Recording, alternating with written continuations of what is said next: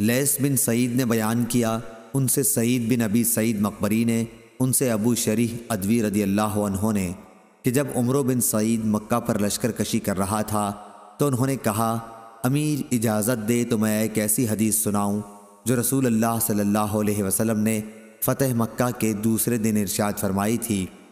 اس حدیث مبارک کو میرے ان کانوں نے سنا اور میرے دل نے پوری طرح اسے یاد کر لیا تھا، اور جب آپ صلی اللہ علیہ وسلم ارشاد فرما رہے تھے تو میری آنکھیں آپ صلی اللہ علیہ وسلم کو دیکھ رہی تھیں۔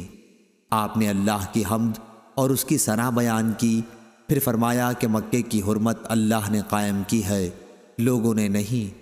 اس لیے کسی ایسے شخص کے لیے جو اللہ اور یوم آخرت پر ایمان رکھتا ہو، یہ جائز اور حلال نہیں کہ یہاں خون بہائے اور کوئی یہاں کا ایک درخت بھی کاٹے۔ لیکن اگر کوئی شخص رسول اللہ صلی اللہ علیہ وسلم کے قتال فتح مکہ کے موقع پر سے اس کا جواز نکالے تو اس سے یہ کہہ دو کہ رسول اللہ صلی اللہ علیہ وسلم کو اللہ نے اجازت دی تھی لیکن تمہیں اجازت نہیں ہے، اور مجھے بھی تھوڑی سی دیر کے لیے اجازت ملی تھی، پھر دوبارہ آج اس کی حرمت ایسی ہی قائم ہو گئی جیسے پہلے تھی۔ اور ہاں، جو موجود ہیں وہ غائب کو اللہ کا یہ پیغام پہنچا دیں۔ ابو شریح سے کسی نے پوچھا کہ پھر عمرو بن سعید نے یہ حدیث سن کر آپ کو کیا جواب دیا تھا؟ انہوں نے بتایا، عمرو نے کہا، ابو شریح، میں یہ حدیث تم سے بھی زیادہ جانتا ہوں، مگر حرم کسی مجرم کو پناہ نہیں دیتا، اور نہ خون کر کے اور نہ کسی جرم کر کے بھاگنے والے کو پناہ دیتا ہے۔ امام بخاری نے کہا ہے کہ خربہ سے مراد خربہ بلیہ ہے۔ صحیح بخاری حدیث نمبر 1832۔ جریر نے بیان کیا، ان سے منصور نے، ان سے مجاہد نے، ان سے طاؤس نے اور ان سے ابن عباس رضی اللہ عنہ نے بیان کیا کہ رسول اللہ صلی اللہ علیہ وسلم نے فتح مکہ کے دن فرمایا، اب ہجرت فرض نہیں رہی لیکن اچھی نیت اور جہاد اب بھی باقی ہے، اس لیے جب تمہیں جہاد کے لیے بلایا جائے تو تیار ہو جانا۔ اس شہر مکے کو اللہ تعالیٰ نے اسی دن حرمت عطا کی تھی جس دن اس نے آسمان اور زمین پیدا کیے، اس لیے یہ اللہ کی مقرر کی ہوئی حرمت کی وجہ سے محترم ہے۔ یہاں کسی کے لیے بھی مجھ سے پہلے لڑائی جائز نہیں تھی، اور مجھے بھی صرف ایک دن گھڑی بھر کے لیے فتح مکہ کے دن اجازت ملی تھی۔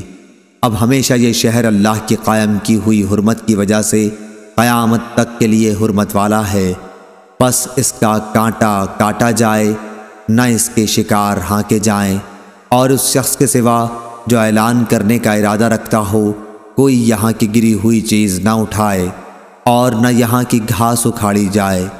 عباس رضی اللہ عنہ نے کہا، یا رسول اللہ صلی اللہ علیہ وسلم، اذخر ایک گھاس کی اجازت تو دے دیجئے، کیونکہ یہاں یہ کاریگروں اور گھروں کے لیے ضروری ہے۔ تو آپ صلی اللہ علیہ وسلم نے فرمایا کہ اذخر کی اجازت ہے۔ صحیح بخاری حدیث نمبر 1834۔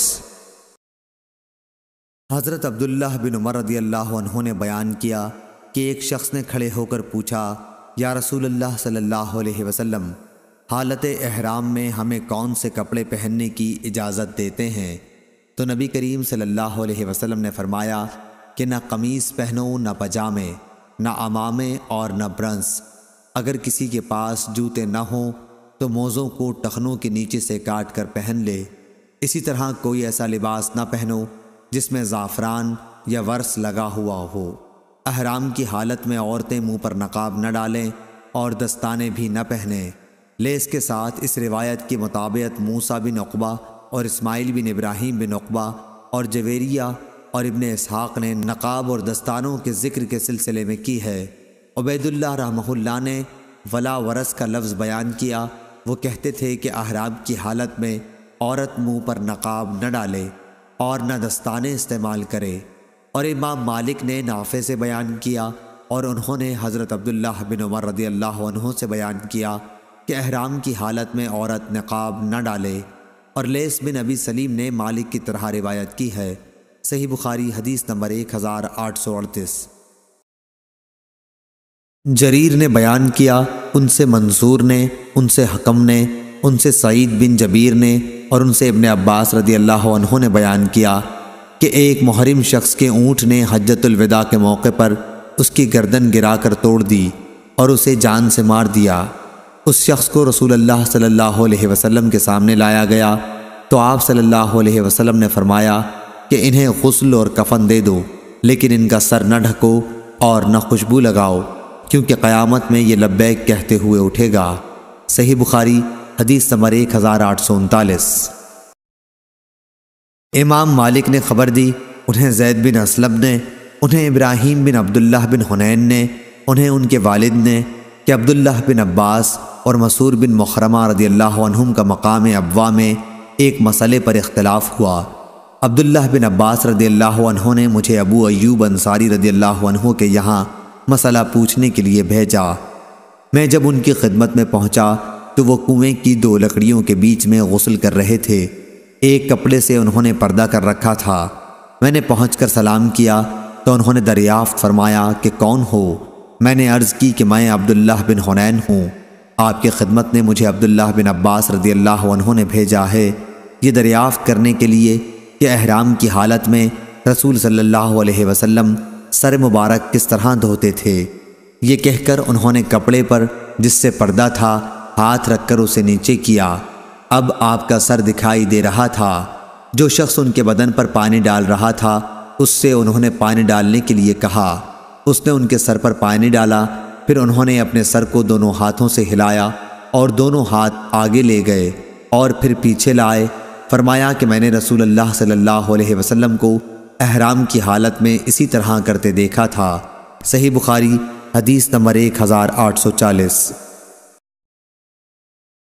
ابو ایوانہ وضاح یشکری نے بیان کیا، ان سے ابو بشر جعفر بن عیاس نے، ان سے سعید بن جبیر نے اور ان سے ابن عباس رضی اللہ عنہ نے کہ قبیلہ جہینہ کی ایک عورت نبی کریم صلی اللہ علیہ وسلم کی خدمت میں حاضر ہوئی اور کہا میری والدہ نے حج کی منت مانی تھی لیکن وہ حج نہ کر سکیں اور ان کا انتقال ہو گیا، تو کیا میں ان کی طرف سے حج کر سکتی ہوں؟ حضرت صلی اللہ علیہ وسلم نے فرمایا کہ ہاں ان کی طرف سے تو حج کر۔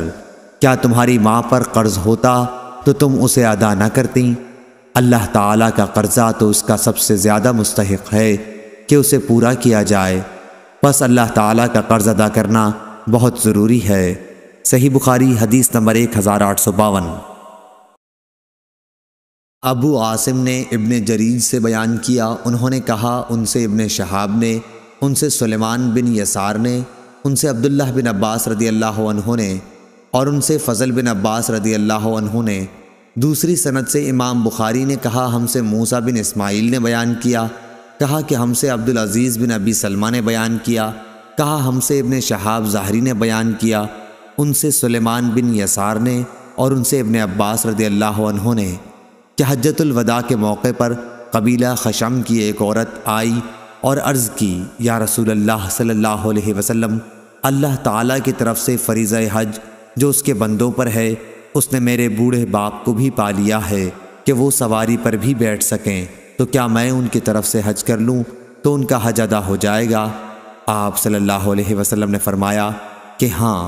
صحیح بخاری حدیث نمبر 1853 1854۔ احمد بن محمد نے کہا کہ ان سے ابراہیم بن سعد نے بیان کیا، ان سے ان کے والد نے، ان سے ان کے دادا ابراہیم بن عبد الرحمن بن عوف رضی اللہ عنہ نے کہ حضرت عمر رضی اللہ عنہ نے اپنے آخری حج کے موقع پر نبی کریم صلی اللہ علیہ وسلم کی بیویوں کے حج کی اجازت دی تھی اور ان کے ساتھ عثمان بن عفان اور عبد الرحمن بن عوف رضی اللہ عنہ کو بھیجا تھا۔ صحیح بخاری حدیث نمبر 1860۔ عائشہ بنت طلحہ نے بیان کیا اور ان سے ام المومنین عائشہ رضی اللہ عنہا نے بیان کیا کہ میں نے پوچھا یا رسول اللہ صلی اللہ علیہ وسلم، ہم بھی کیوں نہ آپ صلی اللہ علیہ وسلم کے ساتھ جہاد اور غزووں میں جایا کریں؟ آپ صلی اللہ علیہ وسلم نے فرمایا تم لوگوں کے لیے سب سے عمدہ اور سب سے مناسب جہاد حج ہے، وہ حج جو مقبول ہو۔ حضرت عائشہ رضی اللہ عنہا کہتی تھیں کہ جب سے میں نے رسول اللہ صلی اللہ علیہ وسلم کا یہ ارشاد سن لیا ہے، حج کو میں کبھی چھوڑنے والی نہیں ہوں۔ صحیح بخاری حدیث نمبر 1861۔ عمر بن دینار نے بیان کیا، ان سے ابن عباس رضی اللہ عنہ کے غلام ابو معبد نے، اور ان سے ابن عباس رضی اللہ عنہ نے کہ نبی کریم صلی اللہ علیہ وسلم نے فرمایا کہ کوئی عورت اپنے محرم رشتہ دار کے بغیر سفر نہ کرے، اور کوئی شخص کسی عورت کے پاس اس وقت تک نہ جائے جب تک وہاں ذی رحم محرم موجود نہ ہو۔ ایک شخص نے پوچھا، یا رسول اللہ صلی اللہ علیہ وسلم، میں تو فلاں لشکر میں جہاد کے لیے نکلنا چاہتا ہوں، لیکن میری بیوی کا ارادہ حج کا ہے۔ آپ صلی اللہ علیہ وسلم نے فرمایا کہ تو اپنی بیوی کے ساتھ حج کو جا۔ صحیح بخاری حدیث نمبر 1862۔ حبیب معلم نے خبر دی، انہیں عطا بن ابی رباح نے، اور ان سے ابن عباس رضی اللہ عنہ نے فرمایا کہ جب رسول اللہ صلی اللہ علیہ وسلم حجۃ الوداع سے واپس ہوئے تو آپ صلی اللہ علیہ وسلم نے ام سنان رضی اللہ عنہا انصاریہ عورت سے دریافت فرمایا کہ تو حج کرنے نہیں گئی؟ انہوں نے عرض کی کہ فلاں کے باپ یعنی میرے خاوند کے پاس 2 اونٹ پانی پلانے کے لیے تھے، ایک پر تو وہ خود حج کو چلے گئے اور دوسرا ہماری زمین سیراب کرتا ہے۔